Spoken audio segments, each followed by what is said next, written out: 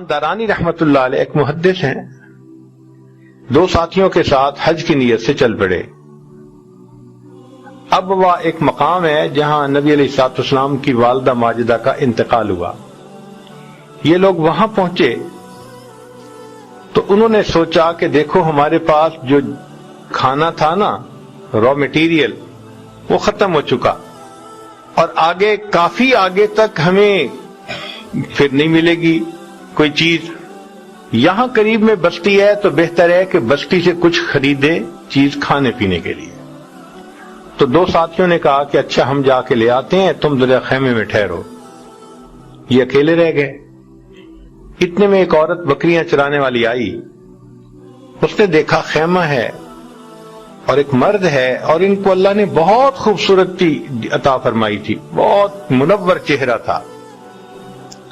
تو وہ قریب ہوئی اور اس نے کہا مجھے سیراب کر دو۔ تو یہ سمجھے کہ شاید اس کو کھانے پینے کی ضرورت ہے، تو انہوں نے روٹی اٹھائی، کچھ پانی لیا، کہ کھا پی لو۔ جب وہ دینے لگے تو تب اس نے وضاحت سے بات کی کہ نہیں، جو عورت مرد سے چاہتی ہے مجھے وہ چاہیے۔ تو اس وقت سلیمان دارانی رحمت اللہ علیہ نے فوراً یہ سوچا کہ دیکھو میں تھوڑی دیر تنہا ہوا تھا، شیطان نے مجھے میرے پروردگار سے دور کرنے کے لیے اپنے نمائندے کو بھیج دیا۔ شیطان نے مجھے میرے پروردگار سے دور کرنے کے لیے اپنا نمائندہ بھیج دیا۔ چنانچہ انہوں نے رونا شروع کر دیا کہ شیطان ابھی بھی میرے پیچھے لگا ہوا ہے۔ اب ان کو روتا دیکھ کے عورت بھی رونے لگ گئی اور بھاگ گئی، اس کو شرم آئی۔ یہ روتے روتے سو گئے۔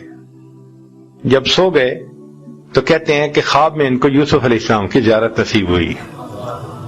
تو سلیمان دارانی رحمت اللہ علیہ بڑے خوش ہوئے کہ مجھے آپ کی زیارت نصیب ہوئی، اور آپ نے تو بڑا ہی کمال کیا کہ پھر اس نے کہا تھا عورت نے، عزیز مصر کی بیوی نے، کہ ہی تلک، اور آپ نے کہا تھا معاذ اللہ، بچ گئے۔